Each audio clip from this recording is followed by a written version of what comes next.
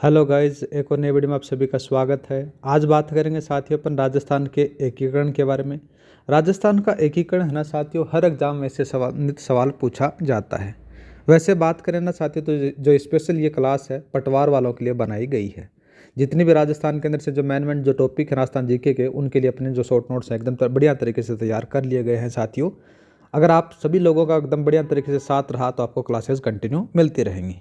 तो आज अपन एक पहला टॉपिक स्टार्ट करते हैं, देखते हैं कि आप लोगों का कैसा रिस्पॉन्स रहता है। स्टार्ट अपने किया है कौन सा, राजस्थान का एकीकरण। राजस्थान का एकीकरण से सवाल हर बार पूछा जाता है हर एग्जाम के अंदर से, ठीक है। तो देखो बात की जाए तो एकीकरण से पहले राजस्थान के अंदर से 19 रियासतें हुआ करती थी, 3 ठिकाने थे और 1 केंद्र शासित प्रदेश हुआ करता था। राजस्थान का जो एकीकरण है ये 7 चरणों में पूरा होता है। कितने चरणों में पूरा होता है? 7 में। अब बात करते हैं सबसे पहले प्रथम चरण के बारे में।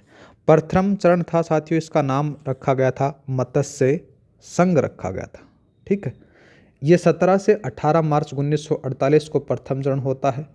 यहाँ पर क्या होता है कि इस चरण के अंदर से जो विलय होने वाली रियासतें थी उसमें से कौन सी आ जाती हैं? ABCD आ जाती है और साथ में ही निमरान आ जाता है।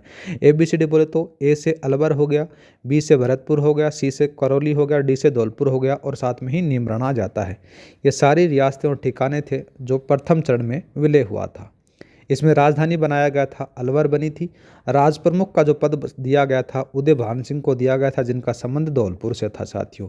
उपराज प्रमुख का जो पद था वो तेज सिंह को दिया गया था, जिनका संबंध अलवर से था। प्रधानमंत्री बनाया गया था शोभाराम कुमावत को, जिनका संबंध अलवर से था साथियों। उद्घाटनकर्ता के बारे में बात करें तो NV गॉडगिल इसके उद्घाटनकर्ता माने जाते हैं। और बात करें मत्स्य संघ का जो नाम है वो KM मुंशी के द्वारा बताया जाता है। यही था आपका पहला चरण। अब बात करते हैं दूसरा चरण के बारे में। दूसरा चरण का नाम रखा गया पूर्वी राजस्थान अथवा राजस्थान संघ के नाम से इसको जाना गया। दूसरा चरण खत्म होता है 25 मार्च 1948 को कंप्लीट हो जाता है। इस दूसरे चरण के अंदर से जो विलय होने वाली रियासतें थी, बांसवाड़ा, बूंदी, डूंगरपुर, झालावाड़, किशनगढ़, कोटा, प्रतापगढ़, टोंक, शाहपुरा, कुशलगढ़ जो ठिकाना था वो शामिल हुआ था, ठीक है। इसमें राजधानी बनाया गया था कोटा को। और जो राज प्रमुख का जो पद दिया गया था वो भीम सिंह को दिया गया था, जिनका संबंध कोटा से था। उपराज प्रमुख का जो पद था साथियों बहादुर सिंह को दिया गया था, जिनका संबंध बूंदी से था। प्रधानमंत्री बनाया जाता है गोकुलाल आसवा को बनाया जाता है, असावा को, ठीक है। और उद्घाटनकर्ता कौन थे? NV गॉडगिल थे साथियों, ठीक है। इस दूसरे चरण के अंदर से बात करें तो जो बांसवाड़ा के जो महारावल थे चंद्रवीर सिंह, उनके द्वारा एक कथन कहा जाता है, बहुत बार सवाल पूछा जाता है। जब वो विलय पत्र के ऊपर हस्ताक्षर कर रहे थे तो उनके द्वारा कहा जाता है कि मैं अपने डेथ वारंट पर हस्ताक्षर कर रहा हूँ। यह कथन किसका था? बांसवाड़ा के महारावल चंद्रवीर सिंह का था साथियों। तो ये आपका दूसरा चरण हो गया। अब बात करते हैं तीसरा चरण।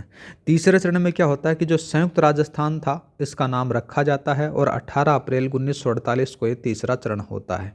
इसमें क्या होता है साथियों कि राजस्थान संघ था, उस राजस्थान संघ के अंदर से उदयपुर को जोड़ दिया जाता है और संयुक्त राजस्थान या फिर तीसरा चरण कंप्लीट हो जाता है।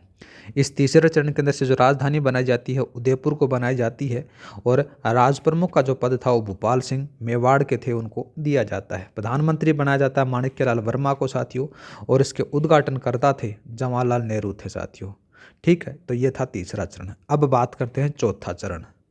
चौथे चरण का नाम आता है साथियों वृहत राजस्थान, जो 30 मार्च 1949 को होता है। इसमें से जो शामिल होने वाली रियासतें थी जयपुर, जोधपुर, बीकानेर, जैसलमेर को शामिल किया जाता है। किस किस को किया जाता है? जे और फिर बाद में आ जाता है साथियों JB को। याद रख सकते हो इस ट्रिक से, किस किस को? JB को। जैसलमेर, जयपुर, जोधपुर और साथ में आ जाता है कौन सा? बीकानेर आ जाता है। इसमें राजधानी बनाई जाती है साथियों जयपुर को बनाई जाती है। राज प्रमुख का जो पद है मान सिंह सेकंड को दिया जाता है आजीवन के लिए। और साथ ही बात करें जो महाराज प्रमुख का जो पद है वो भूपाल सिंह को दिया जाता है। प्रधानमंत्री या फिर मुख्यमंत्री का जो पद है वो हीरालाल शास्त्री को दिया जाता है साथियों। तो ये चौथा चरण था।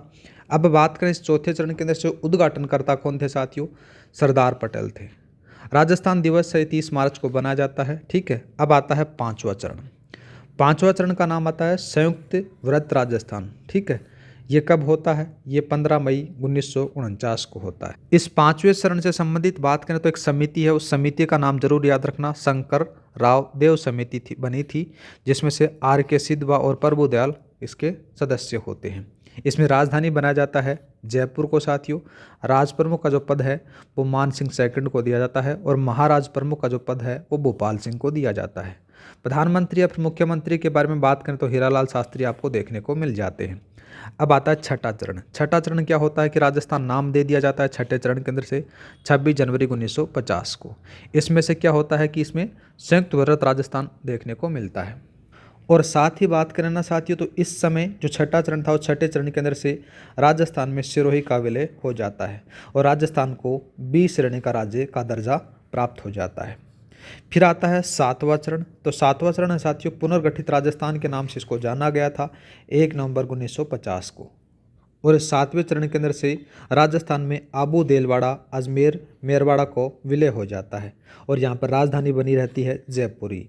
और यहाँ पर क्या रहता है साथियों, जो राज प्रमुख और महाराज प्रमुख का स्थान पर कौन आते हैं, राज्यपाल का पद सर्जित हो जाता है, जिसमें से राजस्थान के जो प्रथम राज्यपाल बनते हैं गुरुमुख निहाल सिंह को बनाया जाता है साथियों। और इसी के साथ में आपका जो एकीकरण है एकदम क्विक रूप से अपने रिवीजन कर लिया साथियों। जो मेन आपके एग्जाम ओरिएंटेड चीज़ें हैं वो अपने एक बढ़िया तरीके से शॉर्ट नोट्स के रूप में रिवीजन किया साथियों। क्लास अच्छी लगी हो तो लाइक और सब्सक्राइब करना न भूलें। आप सभी लोगों का अगर सपोर्ट मेरे को मिलता तो आपको क्लासेस ऐसी कंटिन्यू छोटी छोटी शॉर्ट नोट्स के रूप में मिलती रहेंगी। जय हिंद, जय भारत।